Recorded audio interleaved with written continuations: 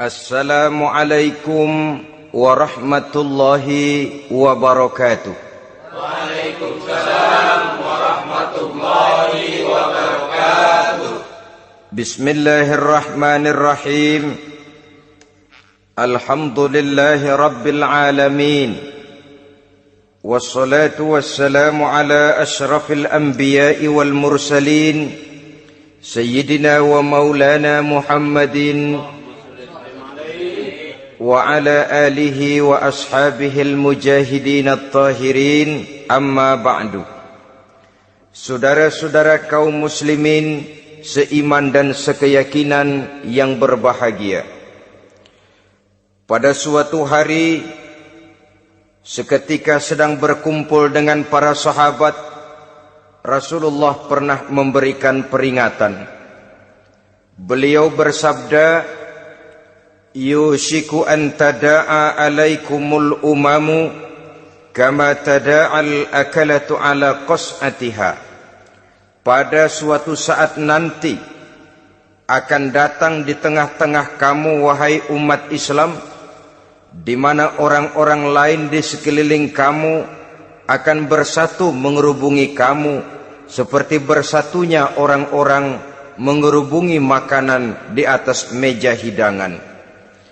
Akan datang satu saat nanti di mana kondisimu dikepung sedemikian rupa, yang barat mau menerkam, yang timur mau menghantam, yang selatan mau menginjak-injak, yang utara pun akan menjelajah. Kondisimu seperti makanan di atas meja hidangan.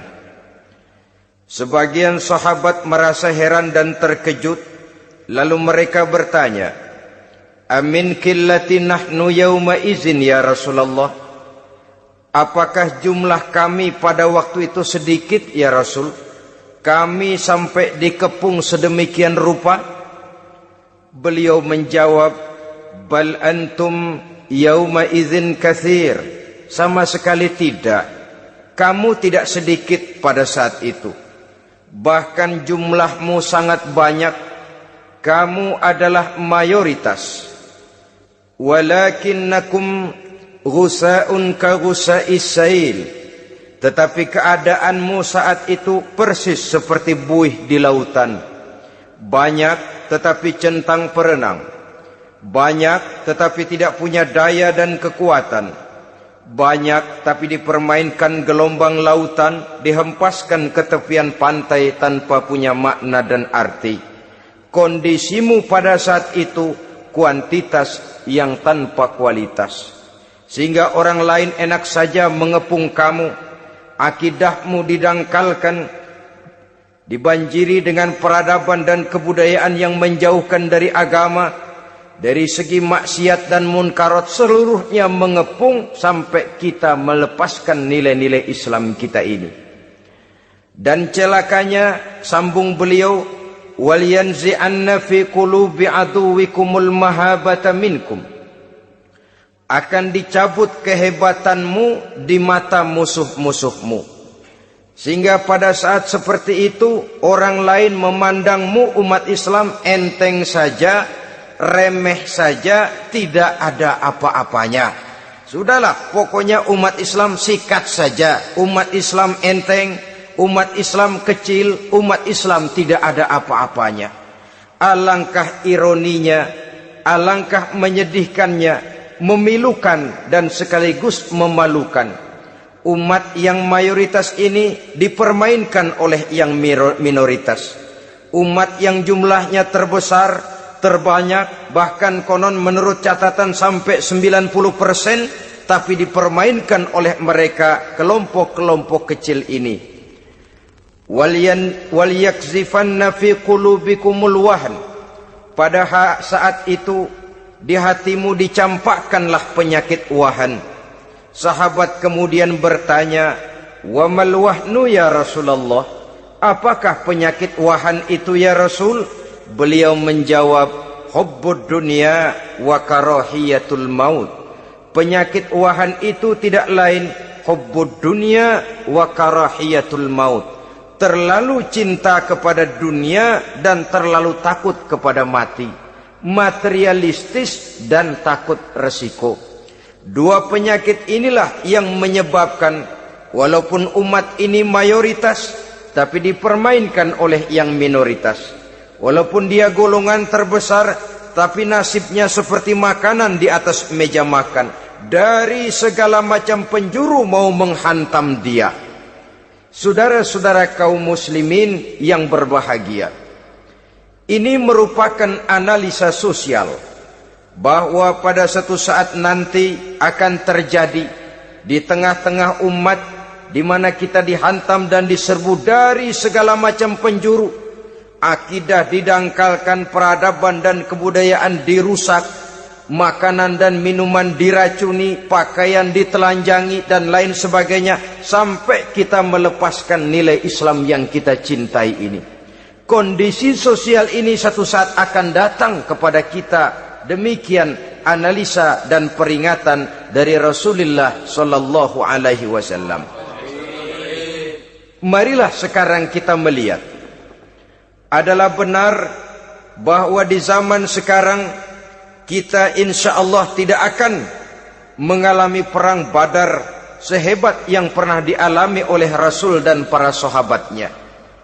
Tetapi sesungguhnya perang yang kita hadapi di zaman sekarang ini tidak kalah hebatnya dengan perang Badar, tidak kurang dahsyatnya dengan perang Uhud, tidak kurang ngerinya dari perang Khandaq. Hanya saja yang kita hadapi sekarang ini bukan ujung pedang, bukan ujung tombak, bukan ujung panah.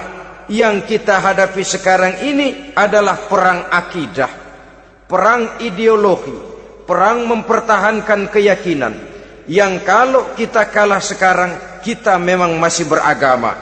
Tetapi anak kita, cucu kita, generasi yang akan hidup 5, 10, 20, 30 tahun yang akan datang, wallahu a'lam bissawab. Islam, saudara-saudaraku, tidak mungkin hilang dari dunia. Tetapi tidak mustahil Islam gulung tikar dari desa kita. Tidak mustahil Islam gulung tikar dari kampung dan kota kita, jikalau kita tidak menjaganya, jikalau kita tidak memeliharanya, bahkan jikalau kita tidak mewariskannya kepada anak-anak kita, generasi yang akan datang. Marilah kita mengingat sejenak bagaimana Islam di Spanyol yang pernah jaya, pernah mewarnai daratan Eropa, dan yang sekarang hanya sekedar tinggal ceritanya saja.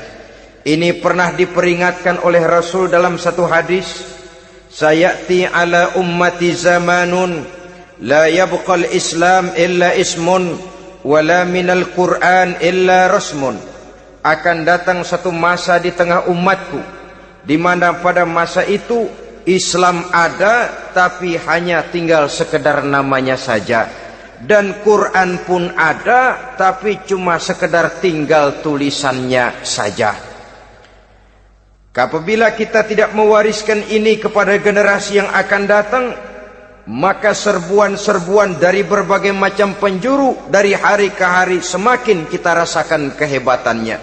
Tidak mustahil sejarah Spanyol akan terjadi di desa kita, akan terjadi di kampung kita, akan terjadi di kota kita.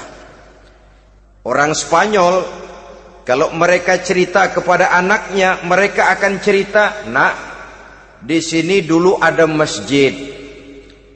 Kapan, Pak? Dulu bener dah. Banyak orang Islam kalau hari Jumat pada sembahyang, kapan itu, Pak? Dulu sekali. Sekarang cuma sekedar tinggal ceritanya saja. Bukankah sesuatu yang sangat tidak mustahil apabila kita tidak menjaga dan mewariskan Islam ini kepada generasi yang akan datang, maka serbuan-serbuan akan membawakan hasil yang diinginkan oleh para penyerbu itu tadi.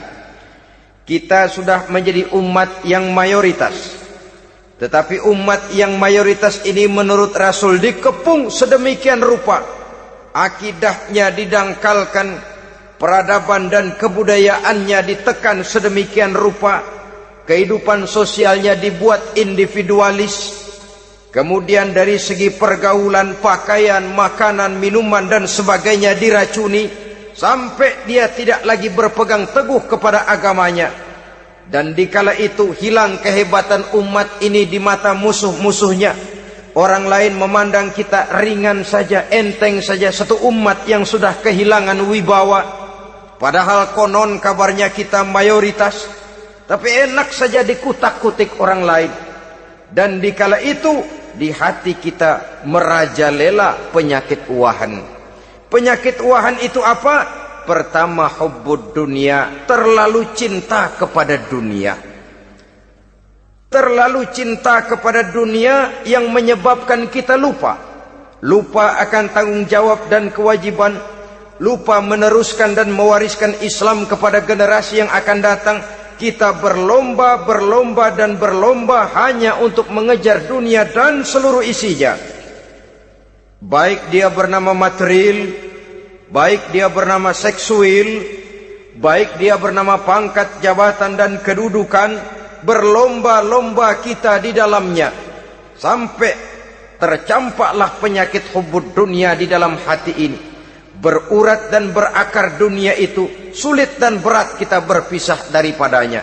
Akibatnya kemauan untuk berbuat demi dan atas nama agama sangat sulit terwujud di dalam kehidupan ini.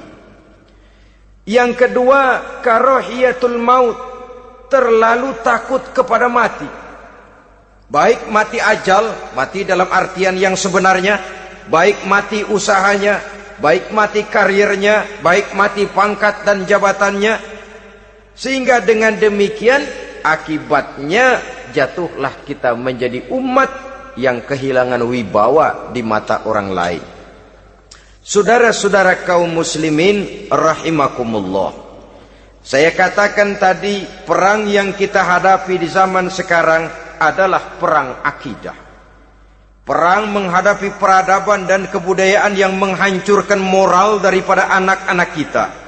Perang menghadapi banjirnya maksiat dan munkarat, yang di tengah-tengah itu, di samping berkewajiban menjaga diri dan keluarga, kita pun juga berkewajiban menjaga anak-anak kita, generasi yang akan datang, mengarahkan dan mendidik mereka sesuai dengan yang dikehendaki oleh Allah Subhanahu wa ta'ala.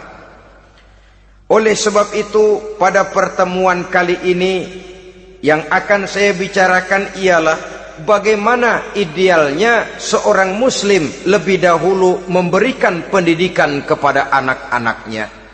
Di tengah satu situasi dan kondisi di mana serbuan datang silih berganti melanda dan menghantam umat Islam, kemana anak-anak kita ini harus kita arahkan? Karena kita orang tua mempunyai tanggung jawab. Anak adalah amanah. Menyia-nyiakan amanah adalah dosa, dan dosa itu merupakan satu dosa yang besar. Bahkan orang tua bisa saja masuk neraka kalau tidak bertanggung jawab tentang anak-anaknya. Satu riwayat menjelaskan, ada orang soleh, ngajinya cukup, solatnya cukup, puasanya cukup, zakatnya cukup, di mana ada majelis taklim hadir, baca Quran hobi, fitnah orang tidak pernah. Di akhirat setelah disidang dia ternyata lebih banyak kebaikannya daripada kejahatannya, maka dia pun diperintahkan dan dipersilahkan masuk ke dalam surga. Giliran anaknya disidang, biang okem nih anak. Ditanya, siapa Tuhanmu? Tidak tahu. Siapa nabimu? Tenyaho. Apa kitabmu? Ora gelem. Kamu pernah sholat? Tidak. Zakat? Tidak. Puasa? Tidak. Judi? Hobi. Zina? Tiap malam. Mabuk? Berat. Wah, brengsek kamu. Kebaikan tidak ada barang sedikit pun, sementara kesalahan dan dosa berlipat ganda. Kamu neraka. Anak ini protes. Benar, saya tidak kenal siapa Tuhan saya. Saya tidak tahu siapa nabi saya. Saya tidak tahu kitab suci dan kiblat saya. Saya tidak sholat, tidak zakat, tidak puasa. Tiap malam saya judi, saya zina, saya mabuk. Tapi saya kerjakan semua itu karena saya tidak tahu dan orang tua saya tidak pernah memberitahu saya. Dia enak-enakan hadir di majelis taklim, saya nyekek botol, didiemin saja. Dia enak-enakan baca Quran, saya zina, didiamkan saja. Saya bukan tidak mau, orang tua saya sama sekali tidak pernah mendidik saya. Dia mau benar sendiri.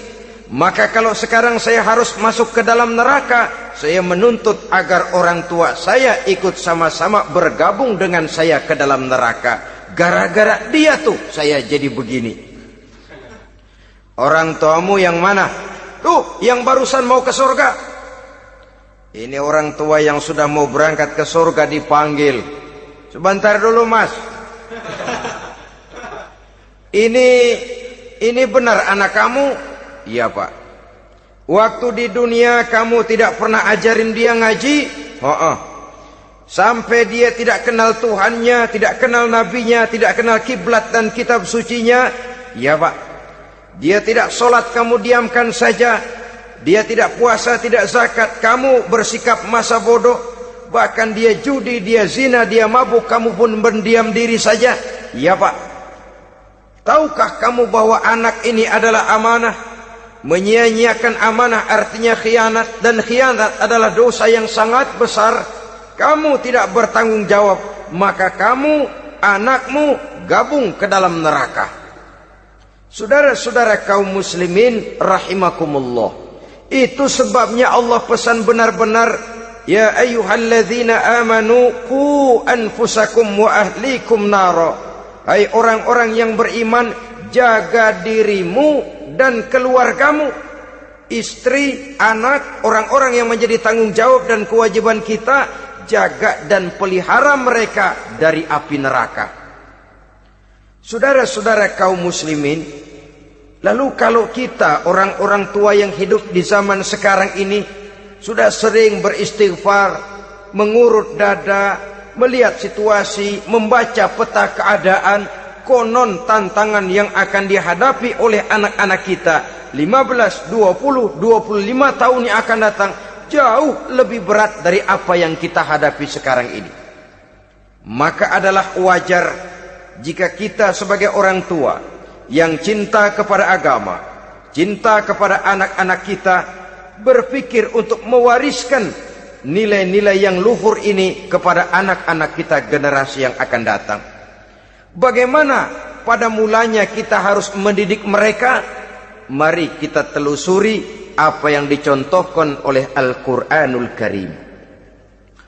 Orang-orang tua bijaksana yang diceritakan dalam Al-Quran, kalau sudah berpikir tentang anak-anaknya generasi yang akan datang, pendidikan pertama yang diberikan kepada anaknya ternyata adalah persoalan akidah.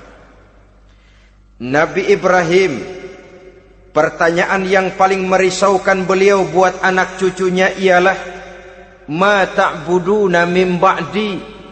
Saudara bisa lihat surah Al-Baqarah ayat 133. Anak-anakku, kalau pada satu saat nanti aku, ayahmu ini sudah tidak ada lagi, meninggalkan kamu semua, meninggalkan kehidupan dunia ini, ma ta'buduna min ba'di, apa yang akan kamu sembah nak kalau ayah sudah tidak ada lagi?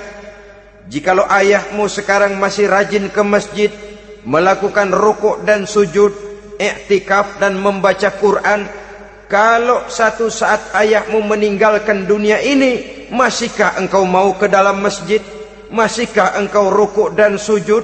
Masihkah engkau i'tikaf? Ma ta'buduna min ba'di, apa yang akan kamu sembah kalau aku ayahmu tidak ada lagi nak? Ditanamkan bukan hanya keyakinan bertauhid, sekaligus juga menyembah kepada Allah yang kita yakinkan dengan tauhid itu tadi. Bukankah berbeda dengan kita kebanyakan orang tua sekarang? Kita tidak pernah berpikir ma ta'buduna min ba'di. Kalau bapak tidak ada, kamu nyembah apa nak? Kita orang tua sekarang pagi-pagi malah berpikir ma ta'kuluna min ba'di. Kalau bapak enggak ada, kamu nanti makan apa nak? Bukan nyembah apa yang kita pertanyakan, bukan nyembah apa yang kita khawatirkan, makan apa nak? Maka yang dicari lalu sekolah-sekolah yang bonafit, yang tidak peduli apakah itu merusak imannya, mematikan akidahnya, menghancurkan keyakinannya. Yang penting ada jaminan hari depan bisa dapat lapangan kerja.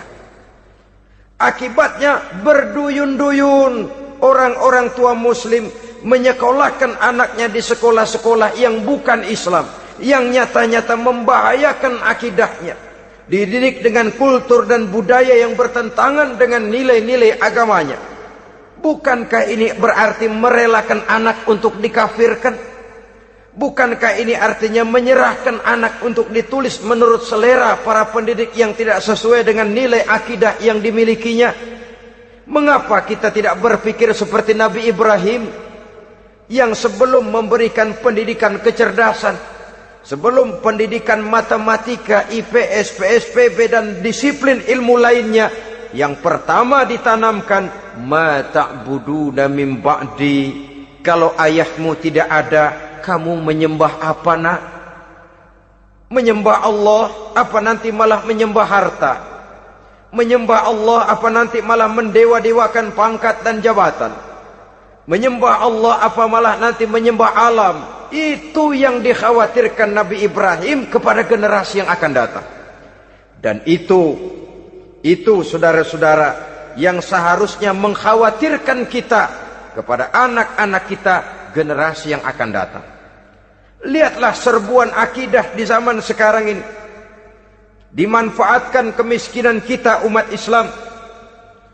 Diberikan kita tawaran berupa beras, pakaian, obat-obatan, kalau perlu beasiswa, asal bisa melepaskan keislaman kita ini. Bertahap, sedikit demi sedikit, step by step, shibran bi shibrin wa zira'an bi zira'in. Dan harus saya ingatkan, orang di zaman sekarang tidak mungkin menghantam Islam secara frontal. Tidak mungkin menghantam Islam terang-terangan, apalagi mengerahkan satuan militer. Tidak. Orang berhitung bagaimanapun kondisi dan kualitasnya umat Islam, mereka masih punya satu modal penting, fanatisme agama. Kalau ini disulut, api jihad segera berkobar, dan hanya maut yang bisa menghentikan orang yang dibakar dengan semangat jihad. Orang tahu itu. Betapa Uni Soviet kedodoran menghadapi mujahidin Afghanistan yang disulut oleh semangat jihad yang berkobar dengan persenjataan yang primitif ketimbang persenjataan Uni Soviet. Entah mereka pantang surut mundur ke belakang. Jadi jangan mimpi bahwa orang mau menghantam Islam ini dengan melarang pengajian, meruntuhkan masjid, menyegel pondok pesantren. Tidak. Melarang orang sholat. Tidak. Kalau perlu masjid diperbanyak, musola diperbesar. Tapi bikin itu masjid seperti museum. Besar, megah, mercusuar, tapi bikin seperti museum. Tempat orang kagum, tempat orang memuji, tapi sunyi dari nilai-nilai ibadah. Saudara-saudara kaum muslimin, untuk sampai kepada penghantaman akidah, jalan yang paling mudah dirintis sekarang ini secara bertahap dan sistematis, memisahkan umat Islam dari Islamnya. Biarkan mereka bernama Muslim. Biarkan di atas kartu penduduknya tertulis agama Islam.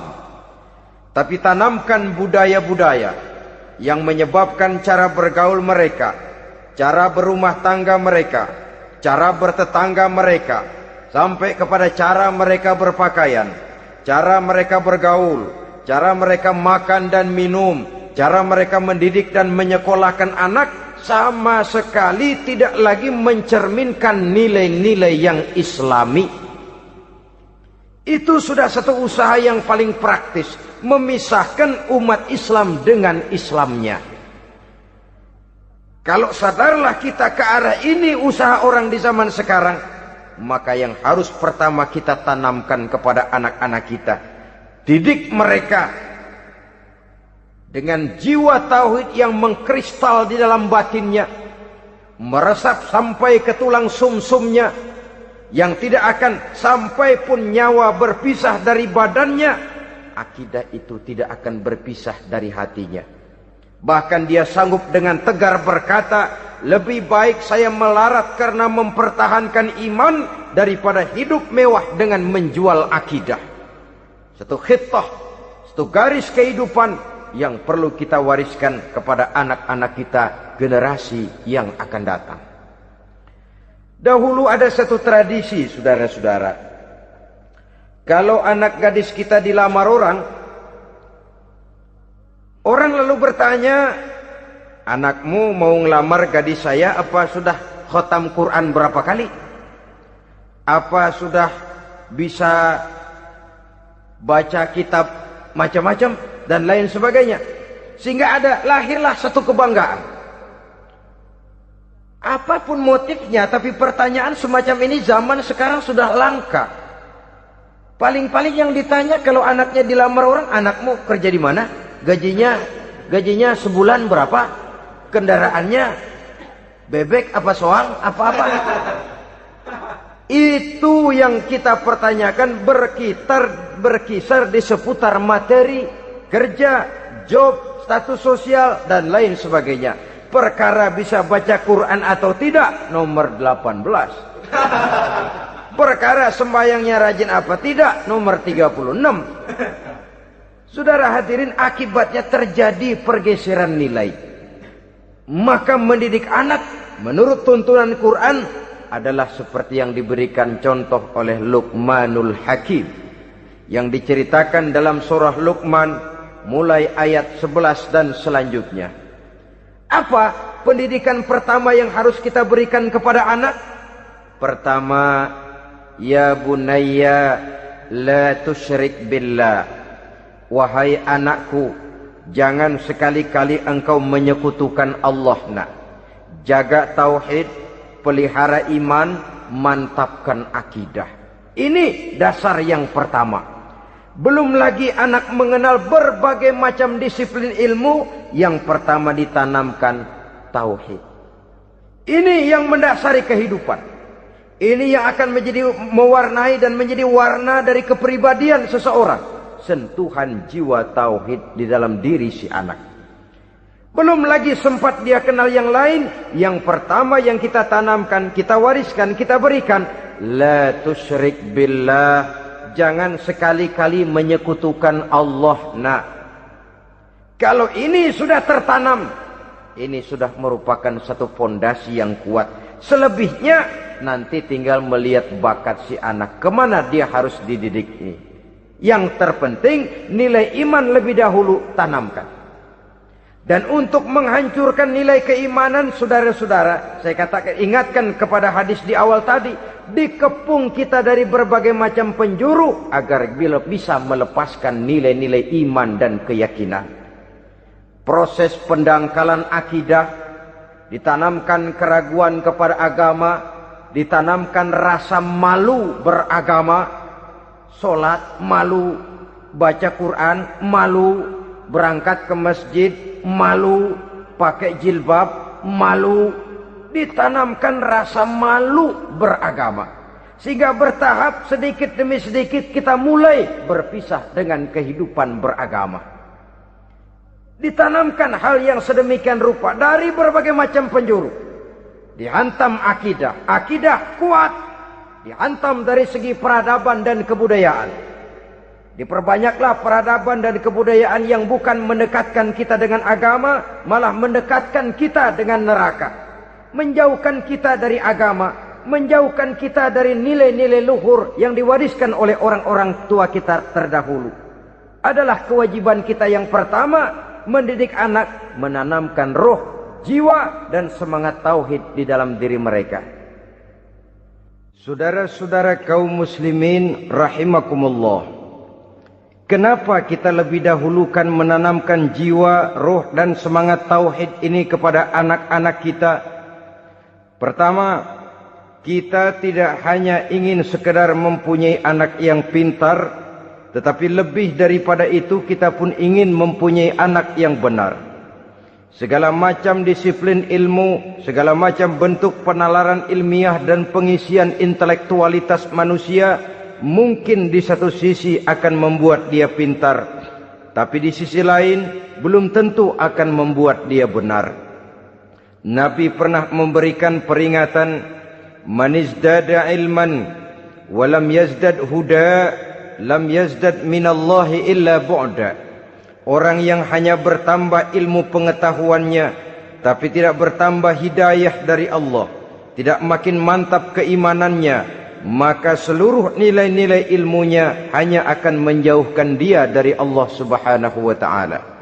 Dan adalah lebih merupakan azab daripada nikmat kalau kita diberikan ilmu pengetahuan yang hanya akan menyebabkan kita semakin jauh dari Allah Subhanahu wa ta'ala. Yang kedua, sesungguhnya roh, jiwa dan semangat tauhid yang melekat dalam diri anak pada puncaknya akan melahirkan satu disiplin murni yang tumbuh dari dalam dirinya sendiri, di mana si anak dalam kehidupannya merasakan, dimanapun dia berada, kemanapun dia pergi, ia selalu merasakan kehadiran Allah dekat dalam hidupnya. Ia sadar sesadar-sadarnya bahwa tidak ada satu perbuatan yang bagaimanapun kecilnya yang bisa disembunyikan dari kekuasaan Allah Subhanahu wa ta'ala. Yang ketiga, dengan penanaman roh, jiwa dan semangat iman ini, maka diharapkan anak-anak nanti pada pertumbuhannya sanggup mengendalikan hawa nafsunya. Dengan kata lain, bahwa penanaman jiwa tauhid, penanaman roh dan semangat keimanan ini merupakan kondisi dasar yang harus dilakukan sebelum yang lain-lainnya. Kemudian pendidikan kedua yang diberikan oleh Al-Quran melalui contoh dan model dengan Luqmanul Hakim ini, setelah menanamkan tauhid, ditanamkanlah kepada si anak ini rasa hormat kepada orang tuanya. Wa wassaynal insana biwalidayhi, dan kami wasiatkan kepada manusia untuk berbakti kepada ibu bapaknya. Hamalathu ummuhu wahnan ala wahnin, karena ibunya telah mengandungnya dengan kepayahan di atas kepayahan. Maksudnya dengan kepayahan dan kelelahan yang berlipat ganda. Sehingga ketika Rasul ditanyakan orang, ya Rasul, siapa yang paling harus saya taati di dunia ini? Beliau menjawab, ibumu. Kemudian siapa lagi ya Rasul? Ibumu. Setelah itu siapa lagi ya Rasul? Ibumu. Dan kemudian siapa ya Rasul? Bapakmu. Ibu, ibu, ibu, bapak. Bahkan al-jannatu tahta aqdamil ummahat, surga berada di bawah telapak kaki ibu. Bagaimana menanamkan rasa hormat kepada orang tua di hati anak? Tentu yang pertama, bagaimana orang tua bisa memberikan keteladanan. Marilah kita sebagai orang-orang tua ini menyadari bahwa sebelum anak kenal sekolah dasar, sebelum anak kenal TK, ibtidaiyah, sanawiyah sampai kepada perguruan tingginya, yang pertama dia kenal adalah lingkungan rumah tangganya, gurunya adalah ibu bapaknya. Di sini berlakulah apa yang dinamakan keteladanan. Keteladanan jauh lebih berhasil daripada sekedar teori-teori yang muluk. Keteladanan jauh lebih berhasil daripada berbagai macam indoktrinasi dan penataran. Kurangnya keteladanan akan menyebabkan anak mencari pola. Apabila kita orang tua ini tidak bisa memberikan keteladanan yang baik kepada anak-anak kita, maka pada suatu saat anak-anak akan menganggap enteng dan kehilangan wibawa kita sebagai orang tua di mata mereka. Dikala itu akan sangat sulit kita membentuk kepribadian mereka. Bukankah di zaman sekarang ini kita banyak mengalami krisis wibawa, krisis figur? Ada yang karena rapotnya merah melulu gurunya dikeroyokin, Pak Guru pulang sekolah dicegat, bahkan nyaris ada orang tua pernah dibunuh oleh anaknya sendiri, dan lain sebagainya. Kasus-kasus yang sebenarnya tidak perlu terjadi, karena memang bukan saja bertentangan dengan nilai budaya kita sebagai bangsa, tapi juga bertentangan dengan ajaran agama kita sendiri. Krisis wibawa, krisis figur, yang juga akibatnya harus kita sadari banyak faktor yang membentuk kepribadian anak. Pergaulannya, yang dibacanya, yang ditontonnya, yang disaksikannya di dalam kehidupan. Benar kita menyekolahkan mereka, tapi berapa jam mereka di sekolah? 6 jam, 7 jam paling lama. Sedangkan mereka hidup 1 hari 1 malam 24 jam. Kalau cuma 7 jam di sekolah, ini berarti lebih banyak dia di luar sekolah. Dan di luar sekolah itu artinya ya rumah tangganya, ya temannya, ya lingkungan di mana dia tinggal, yang seluruhnya sangat besar pengaruhnya dalam ikut membentuk kepribadian anak-anak kita. Saya katakan tadi, di samping kita menghadapi perang akidah, kita pun berhadapan di dalam perang menghadapi peradaban dan kebudayaan yang bukan saja menjauhkan kita dari agama, tetapi sanggup menghancurkan moral daripada anak-anak kita. Secara pribadi, saudara-saudara, saya iri, saya kagum misalnya dengan kemajuan yang diperoleh oleh negara tetangga kita, Jepang misalnya. Padahal tahun 45 ia pun hancur lebur oleh meledaknya atom di Hiroshima dan Nagasaki. Tapi bagai satu tenaga raksasa kemudian Jepang bangkit menjadi satu negara superpower di Asia. Bahkan gurunya saja Amerika sekarang ini kewalahan menghadapi perang dagang dengan Jepang ini. Dan yang menarik, Jepang bisa maju dan modern dengan tetap menjadi Jepang, tanpa harus kehilangan identitasnya sebagai satu bangsa, tanpa harus kehilangan kepribadiannya sebagai satu bangsa. Sebagai negara yang sedang berkembang, kita sering latah. Kita ingin meniru Barat, tapi bukan teknologinya, westernisasinya yang kita tiru, bukan isinya, kulitnya yang kita ambil. Akibatnya apa? Modernnya belum, orangnya sudah Barat. Bergaulnya sudah cara Barat, berumah tangganya sudah cara Barat, berpakaiannya sudah cara Barat, mendidik anaknya sudah cara Barat. Di mana ketemu orang tua cukup hello daddy. Kulitnya kita ambil, sementara isinya kita campakkan. Ironi dan menyedihkan. Padahal kita sesungguhnya bisa maju dan modern, bisa mengejar segala ketinggalan dan keterbelakangan kita, dengan tetap menjaga nilai-nilai luhur budaya kita sebagai satu bangsa, mengambil isinya, dan kalau memang tidak perlu, lalu mencampakkan kulitnya. Pengaruh peradaban dan kebudayaan yang menghancurkan moral daripada anak-anak kita oleh pesatnya arus teknologi, oleh pesatnya arus komunikasi, di mana hal-hal yang terjadi di belahan dunia lain dapat kita saksikan hari ini juga melalui layar televisi, yang terjadi di Amerika, di Eropa, di Afrika, di ujung dunia yang paling ujung sekalipun. Di ujung dunia yang paling ujung, hari ini kejadian, hari ini sudah bisa kita saksikan. Pesatnya arus komunikasi, kalau jatuh ke tangan anak-anak kita yang belum mempunyai filter, daya saring positif, akan dicerna oleh mereka tanpa memilah dan memilih. Akibatnya orang kampung bilang kelolodan. Makan nggak dikunyah lagi, tentu saja akhirnya kelolodan. Dan kalau sudah kelolodan, menyusahkan kita seluruhnya. Oleh karena itu budaya menghormati orang tua perlu dijaga, perlu dipelihara dan diwariskan kepada anak-anak kita. Tali silaturahmi sehingga ada respeknya kepada orang tuanya. Jangan bapaknya dianggap CS, ibunya dianggap CS, kakeknya dianggap CS.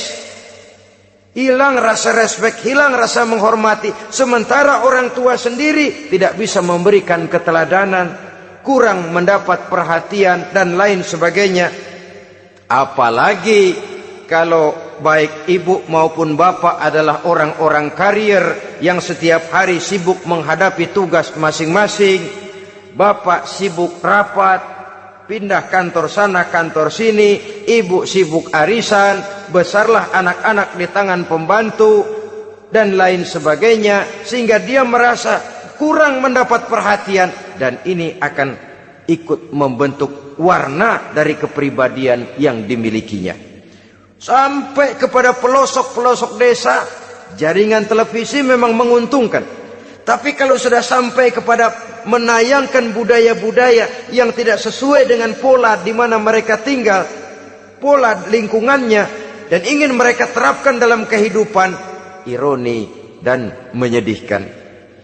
Maka sering dikatakan, jikalau ABRI masuk desa, rakyat beruntung.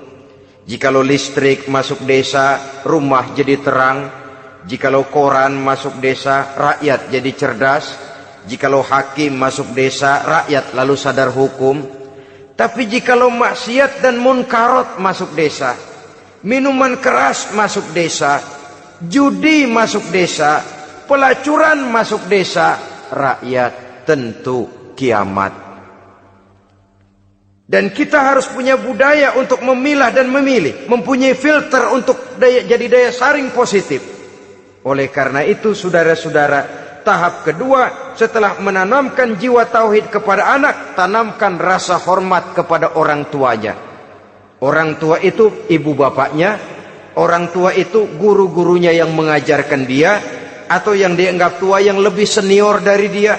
Karena tidak ada satu peradaban yang berdiri sendiri. Bagaimanapun maju dan modernnya kita sekarang, tentu merupakan mata rantai yang berkaitan dari generasi terdahulu.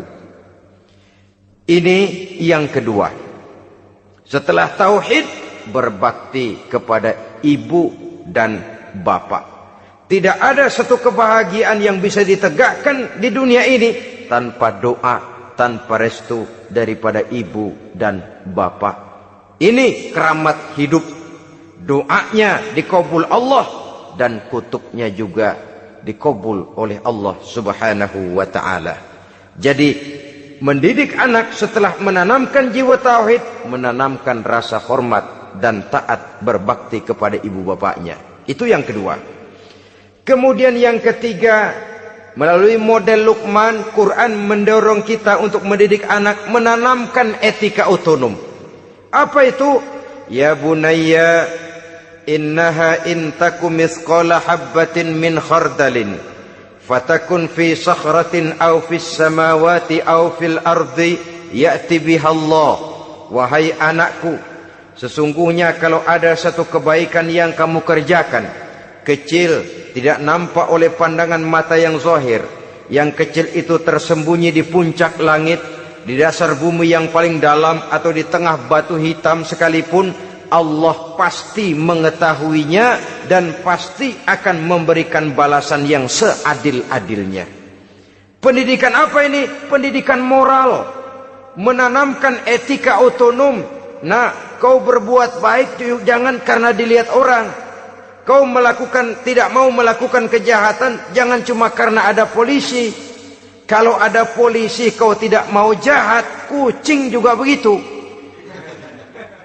Coba lihat kucing, taruh ikan asin di piring kaleng, tongkrongin. Aduh, kucing kalem, sopan, tenang. Sedikit kita lengah, habis ikan digarap. Tapi ditanamkan satu kesadaran, kemanapun kau pergi, apapun yang kau kerjakan, tersembunyi di tengah batu, di dasar bumi, di puncak langit, Allah pasti tahu. Dalam bahasa yang ringan, Kita ini diawasi oleh 2 hiperkomputer yang maha sensitif. Produksi langit, mereknya Rokib dan Atid. Itu komputer yang sangat peka dan sensitif. Jangankan kita berbuat, kita berniat baik saja, komputer sudah nyatat sendiri. Inilah yang orang sekarang namakan waskat, pengawasan malaikat. Kalau hidup sudah merasa diawasi oleh malaikat, waskat berhasil. Tapi kalau waskat sudah diawasi malah nekat, itu yang gagal. Atau yang diawasi dan yang mengawasi sama-sama sepakat, itu juga bisa cincai. Saudara-saudara kaum muslimin rahimakumullah. Waskat dalam pengertian kita muslim, bagaimana hidup ini merasakan diawasi oleh malaikat.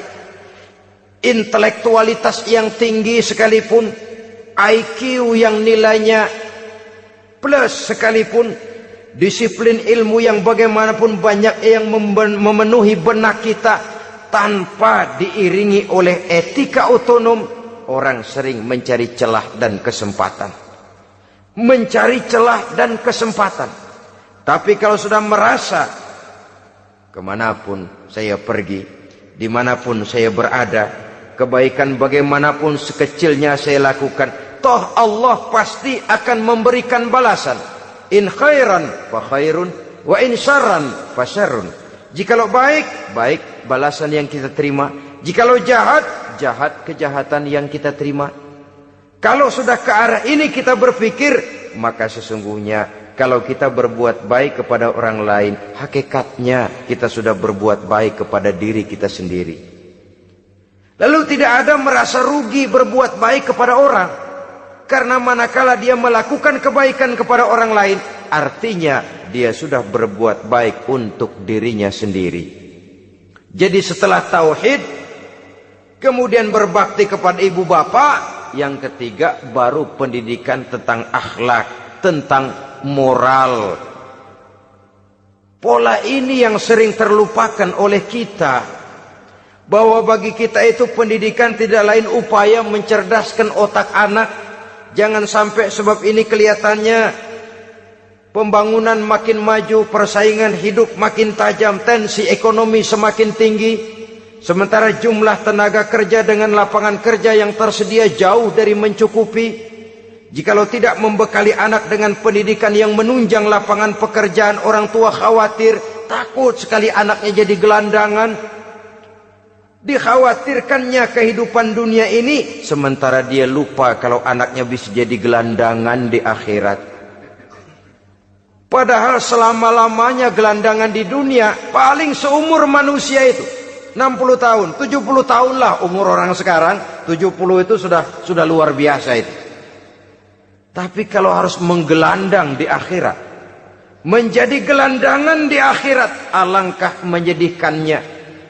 Apakah akan kita korbankan satu kehidupan yang langgeng, abadi, cuma karena tertipu oleh fata morgana dan kamuflase? Kita korbankan yang sedikit, kita korbankan yang besar karena kita memilih yang sedikit. Dalam bahasa Al-Quran memang pernah diceritakan hidup ini hakikatnya perlombaan, saudara-saudara. Perlombaan. Dan di dalam perlombaan itu ada yang menang, ada yang kalah.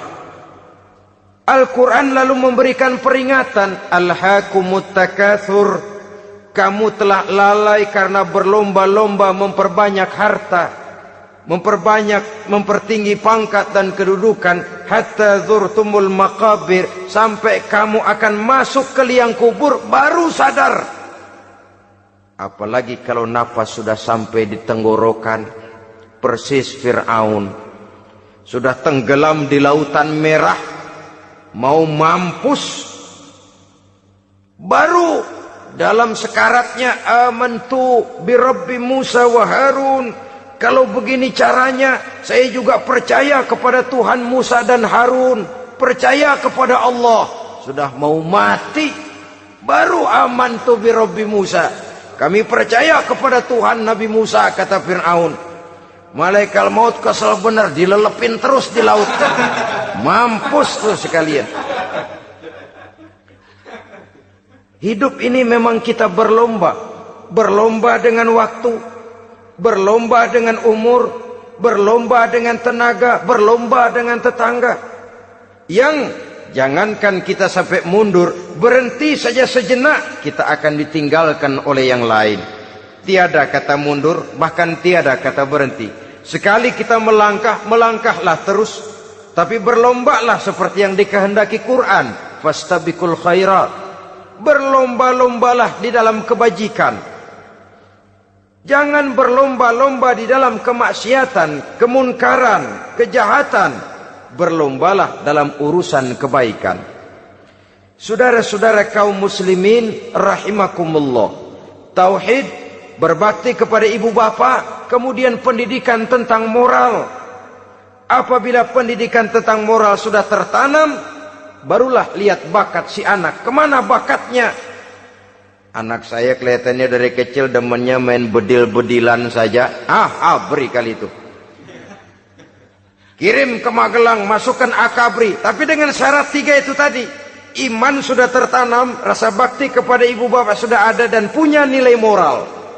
Sehingga boleh jadi nanti dia menjadi jenderal yang beriman, yang berbakti kepada ibu bapaknya, dan punya moral yang tinggi. Kan lebih baik rakyat rendah tapi akhlaknya tinggi, daripada pejabat tinggi tapi moralnya rendah. Jauh lebih baik rakyat rendah punya moral tinggi ketimbang pejabat tinggi punya moral rendah. Nilai moral ini yang jadi ukuran dan barometer di masyarakat. Yang ini yang sering kita lupakan, bahwa kehancuran satu bangsa dimanapun di dunia ini selalu dimulai dengan kehancuran moral daripada bangsa itu sendiri. Sekarang membina nilai moral ini berat. Gadis kita, remaja, putri, diberikan pakaian jilbab, mungkin dia sendiri masih setengah-setengah, ditambah lagi oleh ledekan temennya. Jilbab lah kuno. Bau sorga lah, bau masjid lah, bau menyan lah. Ditanamkan rasa malu untuk hidup dekat dengan agama. Kalau moral semacam ini sudah tertanam, sedikit demi sedikit kita mulai mengucapkan selamat tinggal kepada agama. Dan kemalangan apa yang lebih malang kalau kita sudah jauh dari agama ini? Bukankah Islam telah menyelamatkan manusia dari penyakit jahiliyah dan membawanya kepada satu kehidupan yang maju dan modern? Kalau kita tinggalkan Islam ini, bukankah artinya kita akan kembali kepada satu zaman jahiliyah? Hanya saja jahiliyah itu berada di abad modern. Versinya tentu lebih modern. Kalau zaman jahiliyah dulu mabuknya pakai arak, zaman sekarang sudah macam-macam orang bisa mabuk. Kalau zaman jahiliyah dulu anak perempuan dikubur hidup-hidup, zaman sekarang kadang-kadang belum sempat lahir ke dunia, malah sudah dibunuh lebih dahulu. Versinya saja yang berbeda. Kalau di zaman jahiliyah dahulu manusia menyembah batu yang bernama Latta, Uzza, Manat dan Hubal. Di zaman jahiliyah modern sekarang ini, orang sering menyembah kepala bagiannya, sering menyembah atasannya, sering menyembah komputer, sering menyembah teknologi modern yang lebih diyakininya daripada Allah sebagai keyakinan sentral di dalam hidupnya. Saudara-saudara kaum muslimin rahimakumullah. Jadi yang ketiga, nilai moral yang ditanamkan kepada anak-anak kita supaya dia bisa menghadapi tantangan-tantangan hidup yang semakin berat ini dengan tetap berpegang teguh kepada nilai-nilai moral yang diwarnai oleh jiwa keimanannya yang bersumber dari ajaran agamanya. 3. Kemudian yang keempat, barulah tatanan kehidupan sehari-hari. Apa kata Luqman? Ya bunayya aqimis shalah. Setelah bertauhid, berbakti kepada ibu bapa, punya nilai moral. Ya bunayya aqimis shalah. Nak, dirikan solat. Rumah tangga muslim. Anak berumur 7 tahun sudah berani meninggalkan solat. Kata Nabi, pukul. Bukan untuk menyakiti, untuk mendidik. Karena sayang kepada anak. Saudara-saudara, kita khawatir betul kepada anak. Kalau dia pulang dari sekolah, buru-buru kita sebagai orang tua bertanya, sudah makan nak? Sudah istirahat nak? Tapi jarang kita sebagai orang tua melontarkan, sudah sholat nak? Bahkan kita bisa memberikan sugesti kepada anak. Nah, kalau kau naik kelas 1 sampai naik ke kelas 2, bapak beliin sepeda. Tamat SD nak, motor. Tamat SMP nak, ke Bali kita. Tamat SMA nak, Singapura. Saudara-saudara, tapi kalau untuk urusan sholat misalnya, kita tidak pernah memberikan sugesti kepada anak-anak kita. Nah, kalau kau hafal Fatihah lengkap dengan artinya, bapak beliin sepatu. Nah, kalau kau bisa sholat dengan baik, cukup syarat rukunnya, bapak beliin sepeda. Ada rangsangan, ada sugesti yang membuat anak lebih tergerak untuk hidup dalam suasana keagamaan. Ya bunayya aqimis sholah, nak dirikan sholat. Sebab ini sandaran vertikal yang paling langsung antara manusia dengan Tuhannya. Menyadari bahwa sepanjang yang bisa dilakukan oleh manusia hanyalah berusaha dan berusaha, dan kepastian sepenuhnya ada di tangan Allah. Dengan solat kepribadianmu diperteguh, dengan solat sandaran vertikalmu kepada Allah diperkuat. Dan pada waktunya nanti Al-Quran memberikan bimbingan, hendaklah minta tolong kepada Allah dengan sabar dan tetap mendirikan solat. Ya bunayya aqimis sholat. Setelah itu, wa'mur bil ma'rufi wanha 'anil munkar. Tegaklah membina yang ma'ruf, tegaklah mencegah yang munkar. Ini sikap hidup sudah. Solat tadi tugas hidup. Lalu sikap hidup tampil di tengah masyarakat, membina yang ma'ruf, mencegah yang munkar sesuai dengan kesanggupan masing-masing.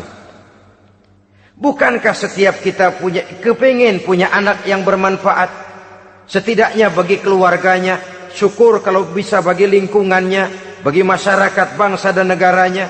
Dan satu di antara tanda orang yang bermanfaat, kalau dia bisa hidup menjadi penganjur yang ma'ruf dan pencegah yang munkar. Dan itu kalau tidak ada hidayah, sulit orang mau melaksanakan itu. Sebab apa? Ada kecenderungan belakangan ini di mana agama dianggap urusan pribadi. Sehingga orang lalu sering bilang, jangan bawa-bawa agama dah, itu kan bukan urusan agama. Ini sudah ciri berpikirnya sekuler. Jangan bawa-bawa agama. Agama urusan pribadi, artinya orang mau sholat mau enggak, jangan bilang apa-apa dah. Urusan dia sendirian. Dia mau puasa dia enggak, merdeka saja, urusan pribadi. Agama bukan persoalan pribadi. Apalagi jika sudah menyangkut amar ma'ruf dan nahi munkar, siap menegakkan yang baik, mencegah yang munkar, untuk tegaknya satu masyarakat yang diwarnai oleh kebaikan dan terhindar dari segala macam kejahatan. Dan terus ayat-ayat selanjutnya mencerminkan sikap hidup. Namun yang intinya, cara mendidik anak yang baik yang dicontohkan oleh Al-Quran dengan Luqmanul Hakim sebagai model. Pertama, tanamkan tauhid. Yang kedua, tanamkan rasa hormat dan berbakti kepada ibu bapaknya. Yang ketiga, tanamkan moral, nilai akhlak yang tinggi. Setelah itu yang keempat, biasakan hidup dalam suasana keagamaan. Kontrollah sholatnya, kontrollah baca Qur'annya, kontrollah puasanya di bulan Ramadan. Ajaklah anak-anak sholat berjamaah, sehingga dengan demikian dia terbiasa oleh satu suasana yang mendekatkan dia dengan nilai agamanya.